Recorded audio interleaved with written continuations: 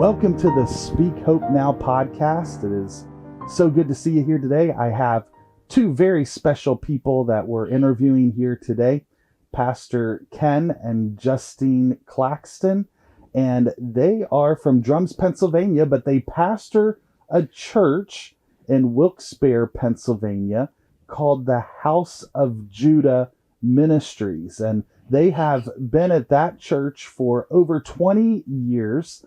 And Justine has a background as an evangelist, and she has spoken across the nation, the United States, and around the world as well. And Pastor Ken is really incredible when it comes to preaching and teaching God's word from a historic and exegetical way. And you are going to love hearing their story and their testimony here today on the Speak Hope Now podcast. And so, Pastor Ken and Pastor Justine, it is good to have you here today.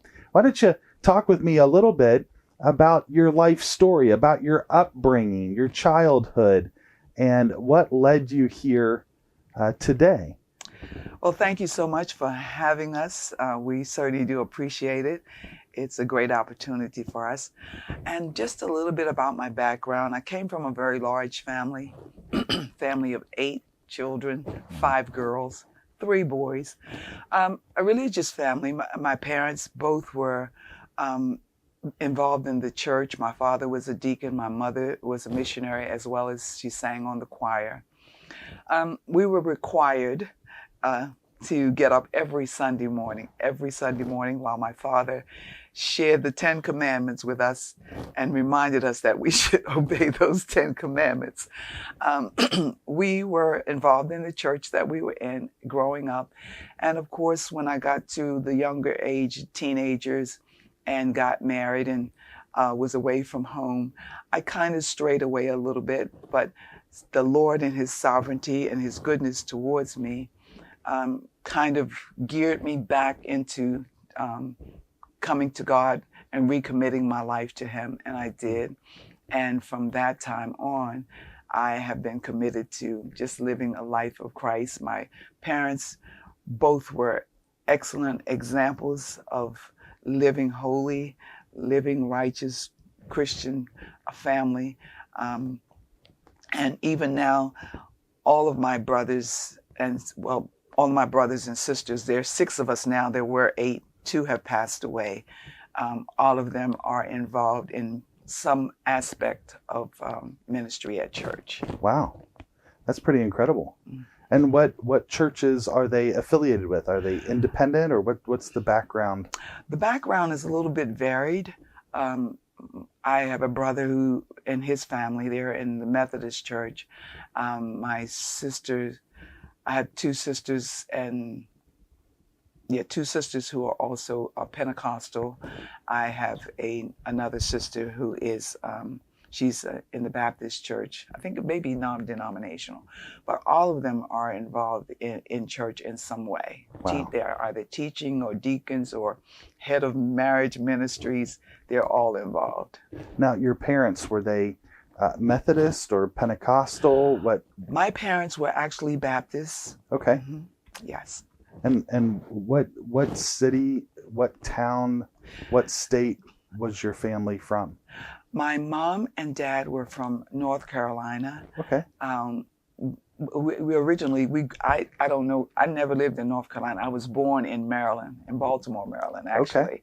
And my parents migrated to Baltimore, and I grew up there. I went to school there. I went to high school. I didn't finish college in the field that I started in. I went to college for ministry, for Bible teaching and other types of biblical studies I did. Wow, that's awesome. And Pastor Ken, tell me a little bit about your childhood. You have a different background than your wife. Just a little bit different, Dr. Keith. Thank you so much for having me here as well, to communicate with you and so on. My background really is, I was actually born in the Caribbean. a little island called St. Kitts and Nevis. Actually, it's both under the same government. And I kind of grew up I attended church. I remember attending church really as a young boy. My mother made sure that I went to church, and it was kind of the Anglican faith, which is here in the U.S. is Presbyterian. Of course, my father went to England when I was 5 years old, and I joined him a little bit later on. And so I did all of my schooling basically in England. Wow. Right, and east of England, which is a little place called Ipswich. And it was industrial and transportation area, because it has a river, and of course the ships would come in from Africa and Europe, all over. So I grew up there in Ipswich, and I began to, my father made sure that, I attended church. So I attended the Anglican church. Of course, my uncle, he sang in the choir. Wow. And for me, it was kind of a little bit boring at 9 years old. So I didn't want to stay there. And but my stepmother really went to a Pentecostal church, apostolic church, actually. And she would go to the church, and I would go to the Anglican church. And then one day, instead of me going to the Sunday school at the Anglican church, I walked and just followed her, basically. She didn't even know that I was behind her. So I followed her to the church at 9 years old. And because I just needed a little bit more, I don't know, excitement, I guess. Stimulation. Stimulation. So, when she was there, I just turned up in the congregation. And of course, she was singing in the choir. So when she looked over and saw me and, wanted to know, what am I doing there? Of course, my father was at home, because he never really attended church so much, but he would make sure that we, attended church. So, of course, from then on, I attended that church, and I've really been kind of part of that organization right up until now. Wow. My schooling was very different. I attended a school where I was the only person of color really in the whole school. Wow. And so it was sometimes a little bit difficult, sometimes exciting. I had some good friends who watched out for me, and I had to learn to fight to keep myself together. But that was all part of the program, I guess. But I went to my senior school, and also I went to college. I graduated as a motor vehicle technician. I studied motor vehicle technology, and I became a member of the what they call the NJIC, which is National Joint Industrial Council, which is one of the highest honors that you can get through the city and guilds. So I was a trained technician, mechanic, whatever you want to call it. But I was still part of the church. And growing up, I remember some of the strange things that I had to experience were I was kind of a very boisterous kind of young man. And of course, I still keep in contact with some of my friends who we were at church with then, but I would later on, as I grew up as a teenager, got into some trouble, never been in jail or anything, thank God. But we, created a lot of excitement for ourselves, as young boys. And so I would get in trouble at church, and they would put me to kneel down at the altar, to keep to keep me out of trouble, But that was, it never really pushed me out of church or anything like that.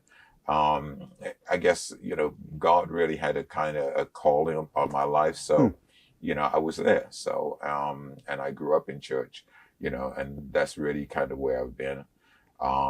After growing up, after getting married and so on, I became part of, in fact, I started a prison ministry. Wow. In England for our church.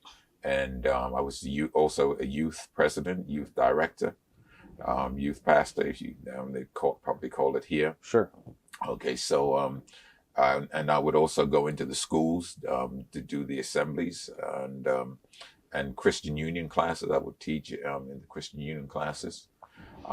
So it was kind of exciting. I created my own excitement, really, in a way. I would go out and witness on a Sunday afternoon with maybe one or two other young men. We'd go out and meet some of the young men who were not in church and witness to them and try and spread the gospel. So what else? There's so Well, much. you forgot that you play the guitar and he can sing as well. Oh, wow. Well, See, he can sing a little bit, but he plays the guitar very well. I learned to play. I'm part of that. Really was.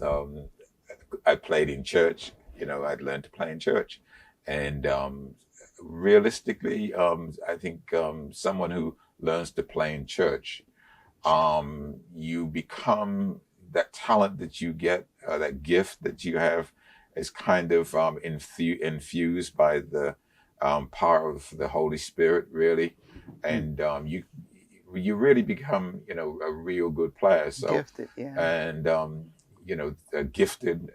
So some of these guys would hear me play and would say, "Oh, why don't you come and play for us?" At the nightclub. At the nightclubs In England. Yeah. So I kind of was straddling the fence a little bit, as I was playing at the clubs, and these guys are saying, "Wow, you can play real good. How did you learn to play like that?" And so, but after a while, I said, "Nah, we have to quit this. I either have to, do all of what God wants me to do, or don't do it at all." Right. So with my playing and so on, so really, I was also a church musician. So, we had a little band, that would Wow. That would play, and so You guys were ahead of your time. My brother, he played the drums and keyboard. He's very good. I mean, he still plays, but with the I later on, stayed in the church, and I became a minister in the church. Wow. And so basically from there, I moved up, and here I am right now. I was preaching when I was young. Wow. 15, 16 years old. And that seems to be the story for the both of you. God really had his hand upon the both of you, and you both felt a call into ministry.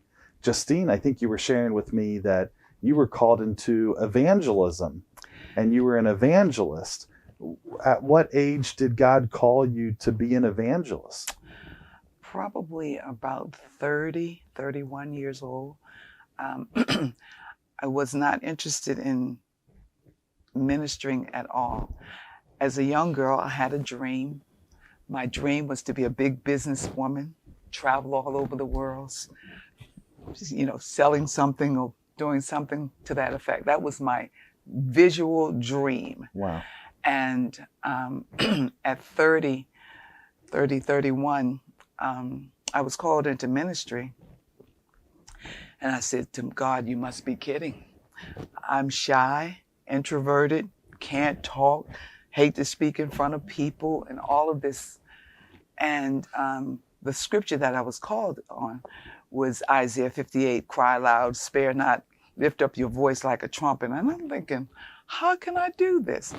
So initially it was, I was apprehensive about it, because I can talk one-on-one and I can share one-on-one, but to speak in front of a group of people, an assembly, a church, was just far, far from my mind. Wow. I didn't mind going into business and talking to the people on the board or whatever, sharing whatever information. But just the thought of talking to 400 people at one time, and they're all looking at me, I was highly intimidated.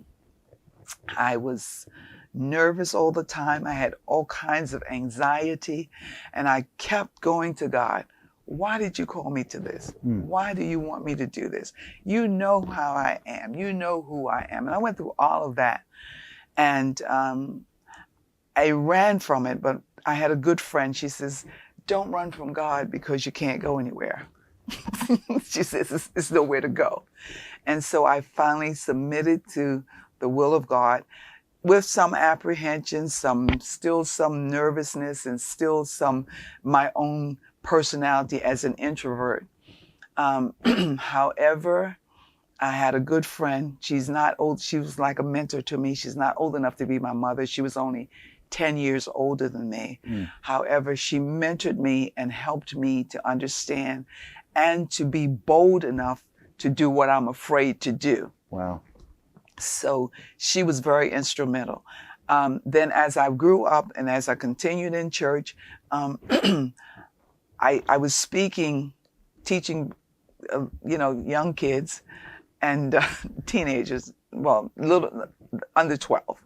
And one of the ministers said to me, I think you should teach older. And then I just went from one thing to another. So then I was asked to speak at various functions, women's meetings and, youth meetings. And so my pastor at that time, they had a foreign missions program. And the bishop over that was Bishop Scott. And he said to me one day, I'd like you to go to Jamaica with me to do some missionary work. Well, I'd never been out of the country. Actually, had never flown at that time. But I said, okay. And I was in Jamaica for, I think the first time was 3 weeks. Wow. And it was a life-changing experience. Wow. Because I had never seen, we didn't grow up rich, but I'd never seen poverty and those kind of things. It was right in my face. And so that was my first time. I came home thinking that I wanted to go back, but I wasn't sure. Talked with my husband, and he said, well, it's up to you what you want to do. I went back to Jamaica. I just to make a long story short, I've been to Jamaica. I maybe had 4 or 5, at least 5 trips to Jamaica for a month, 3 weeks, one time 6 weeks. And we were doing missionary work all over Jamaica. Yeah, summer camps and all of those things for youth. They had convocations where we preached. It was tiring. I came home for vacation from Jamaica. And then from there, I went to Trinidad, and I went to the Bahamas, California, different parts of the U.S., England. And so I was just doing missionary work there. He was, at that time, he was an elder, but we were not pastoring at the time, some of that time. He was an elder at the church, at our local church. So then I accepted the call. I did the ministry. I worked at it. I went to school. We both went to Washington Bible College. Okay. We both went to... What years did you go to Washington Bible College? What year? Do you remember? 98, 99. Okay. 99 to 2000. Interesting enough, there's another Washington Bible College pastor here in this area in Almedia. Really? His name is Pastor Doug Lyon. Okay. And Pastor Doug Lyon, I believe, was a dean of students at Washington Bible College. This was at Howard University? Yes. Because, so we both went there. Well, Washington, you went to Washington, and then we went to Howard University. Right. Right. And then I went to Arlington Bible College. Okay. I went to Baltimore School of the Bible because very insecure.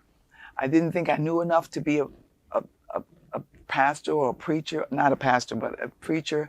So I was always studying, and study has been part of my life because of being an introvert.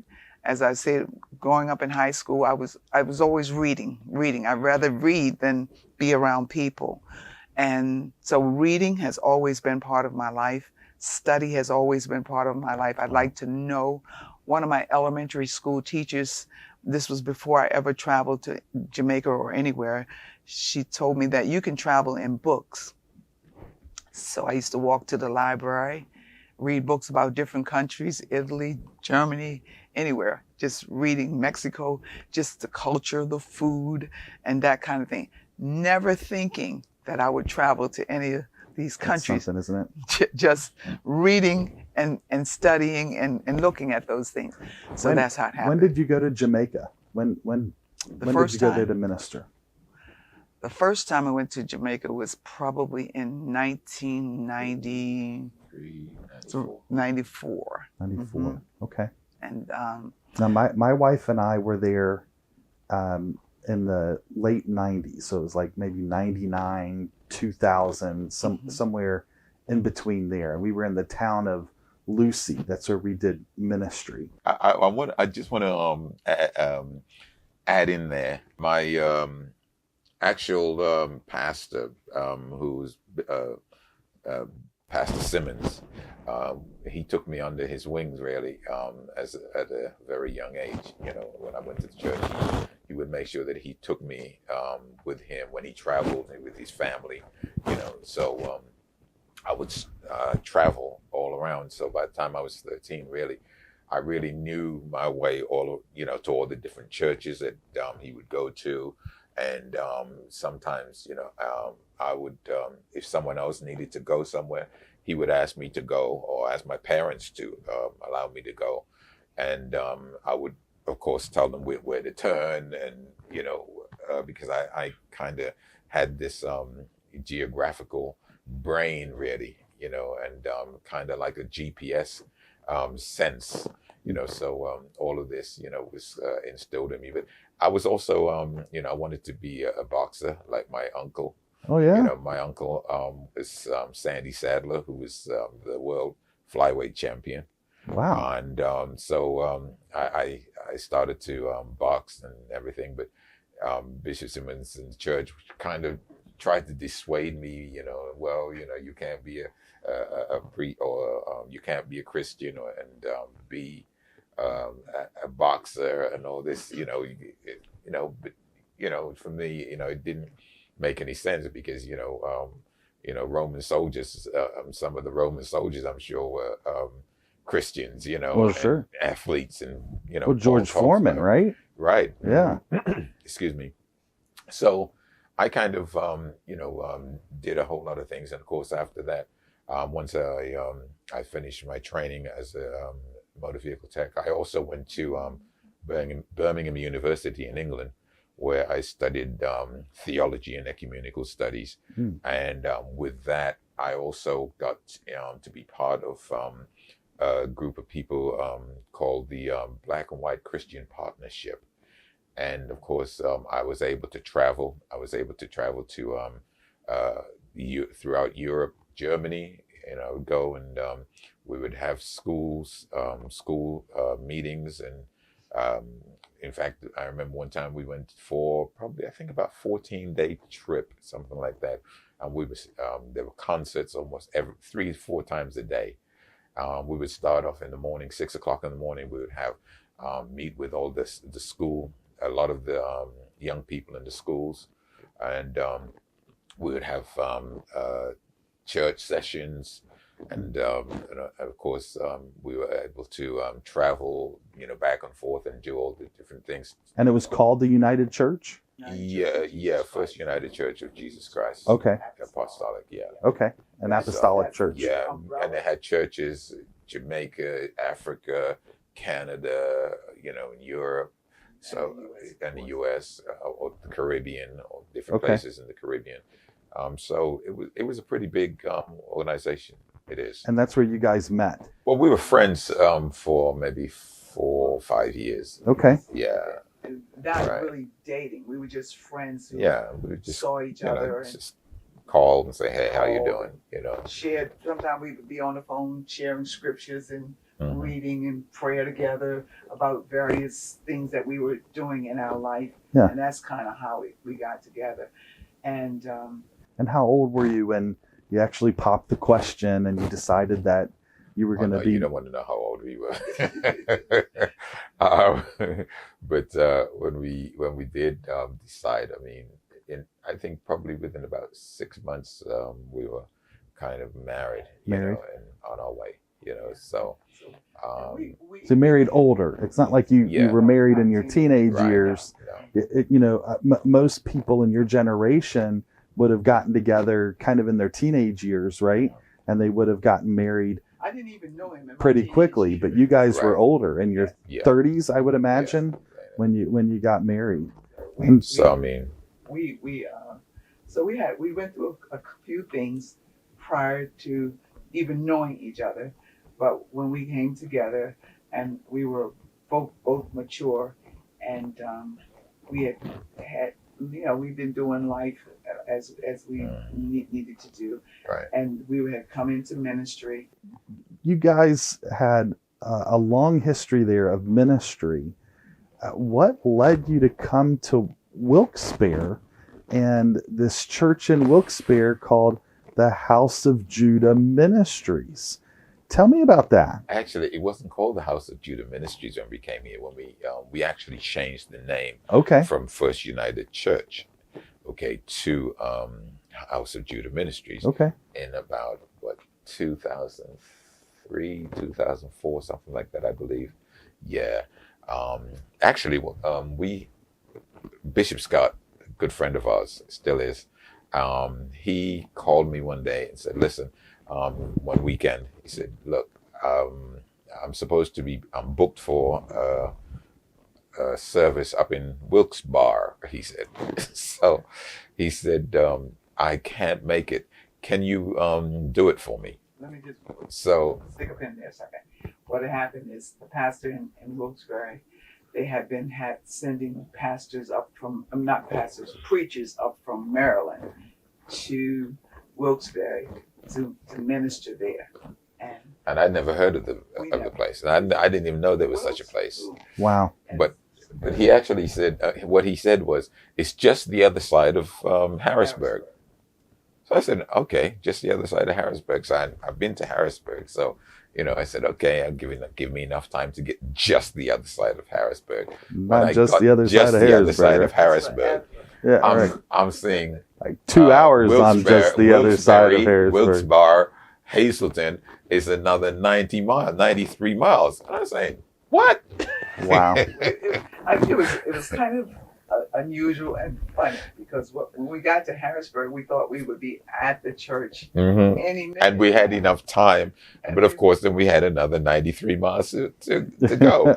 So when I actually got here for the first time, they had waited. They had service and they had waited. And I had to apologize because, look, he told me, I told him exactly what he told me because he said it was just the other side of Harrisburg. No, give me a map. And obviously other people were have not. A map. And obviously other people were not good with maps. Yeah, but I would rather have a map than GPS. Sure. Because I want to know what's around me. I want to know what area I'm in. So, but, with that. You filled in for him. Yeah, I don't think you were with me that first time. Not the first time. Right. No, yes, I was, because I remember saying, "Are we there yet? Are we there yet?" Because we were still looking on the other side of Harrisburg. Are we there yet?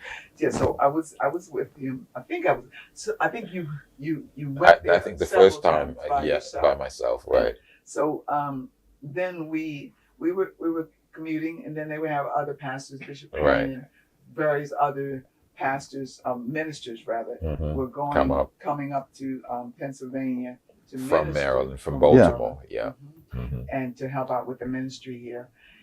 And but then they kind of wrangled you in, so to speak. Yeah, right? They invited us to this. They liked my husband, and they they weren't quite open to female preachers. However, I won them over. Wow. They liked me as a person. Sure. So that kind of opened up that door Yeah. for me. And then then we went to hear he was leaving to go to Florida. Yeah, Pastor was leaving. and they invited us to. In fact, Bishop Scott said, "Well, listen, we're having a send off for Pastor Williams. Okay, would you like to come up?" So, It was like a little band. yeah. Yeah. Was that Janetti's? yeah, Janetti's right. Yeah. And so we came up, and they announced at the banquet that we were coming up to take over as the pastor. What? So I said, what are they talking about? So You didn't know anything about it. Didn't know anything about we it. knew that they were making a decision. We knew that. Well, we didn't know, had no idea that we were, A part of the selection. because I was also traveling with Bishop Scott to different places, to people like Massachusetts. We would catch the plane 6 o'clock on Sunday morning, Wow. go up to Massachusetts, do teaching and training, and have service, and come back in the evening, Mm. to Baltimore, and then of course I would go to work the next morning. So we went to the banquet, and they announced it at the banquet that we would be pastoring, and the church was just ecstatic. They were so happy. and our friends were looking at us and say, "Well, why didn't you tell us? So We don't know nothing we were about trying this." to look like we understood and knew what was going on, because I was doing him one of these numbers like, come on, don't look shocked, don't look like you don't know what's going on. And so afterwards, after the banquet, the very night of the banquet, the pastor of the church gave us the keys. Right. Wow. Gave us the keys, Gave gave the keys us to the the bank church. books, gave us all the. Everything. And say, wait a second, what is this? Wow. And so I think the Sunday morning, I preached that Sunday morning after the banquet, and then we headed back to Maryland, and then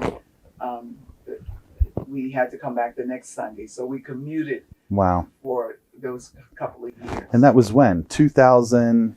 2000, yeah. It was in 2000. 2000, April 1st or the 2nd, something like that. The first weekend in April, I think we it was came close here. to April Fool's Day, because I remember we would have a little joke like, this was something we were not expecting. Not expecting. And of course, But you've been there for 23 years now. right. 23 years. Yeah. That's a long time being in ministry. And, from talking to you previously, I know you've had your ups and downs, right? You've had, some victories, and then you feel like, right? It's just a feeling, but you feel like you've had some failures. But mostly overall, we know that Scripture is full of victories and failures, right? But in the end, we're victors, right? We're not Absolutely. victims. We're Yes. victors. Yes, indeed. And so, you guys have had this rich history in the Wilkes-Barre, however you want to Wilkes-Barre. pronounce it, area, right? You've had this wonderful ministry where you have ministered to a lot of people, and even though church is like a community, right, where there's a lot of revolving doors, people come and go, your influence has been incredible in that area. And God is doing some really wonderful things in and through the both of you because of your faithfulness, right? From what appeared to be an April Fool's joke, right? God has brought together something that was really powerful through the both of you in our area. And you guys have always been innovators. You've been ahead of your time when it comes to ministry, when it comes to business. And again, God planted you here way before your time, right? And God has done some marvelous things in bridging the gap and bringing a safe place for a lot of people who come from a different background, who have a different culture. And you guys have been a shining city on a hill in this area. So how can people reach out to you and your ministry and either find out more information so that they can attend and be a part of, or how they can give. How can they find you and your ministry? Well, we have a Zoom session. We also on Zoom on Facebook and as well as YouTube on Sunday to be able to give. People can you can use Cash App, which is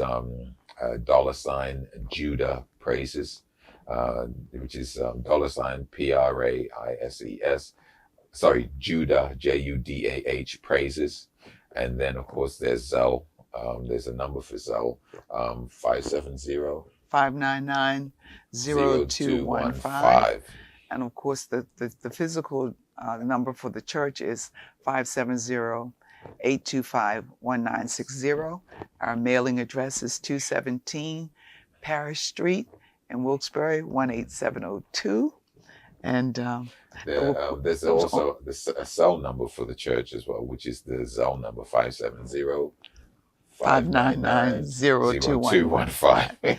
And we have biblical investigation on Thursday. Okay. That is our Bible study.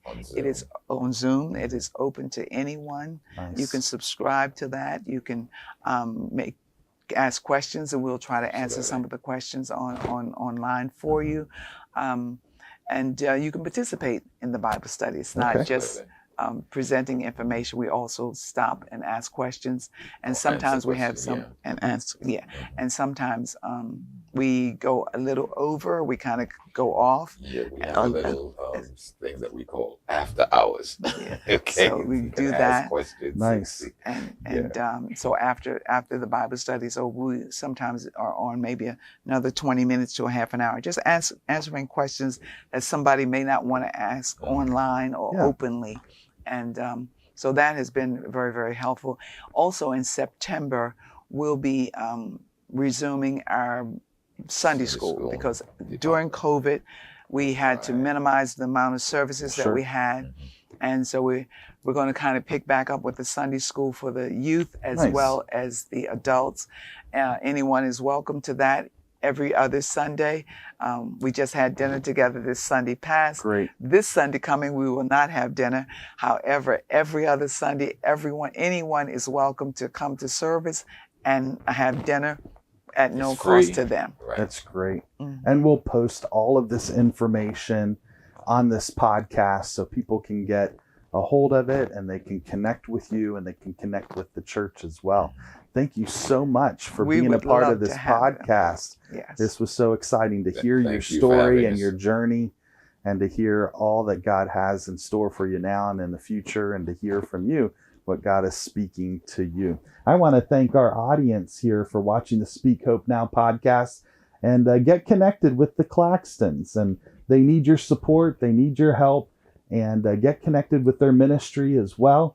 And again, if you're looking for someone to speak at your church and to share what God is doing in ministry and in the lives of others, I would highly encourage you to reach out to the Claxtons and schedule with them and book them and have them at your church and hear what God is saying and speaking through them for your congregation. Thank you for watching the Speak Hope Now podcast, and we'll look forward to seeing you soon.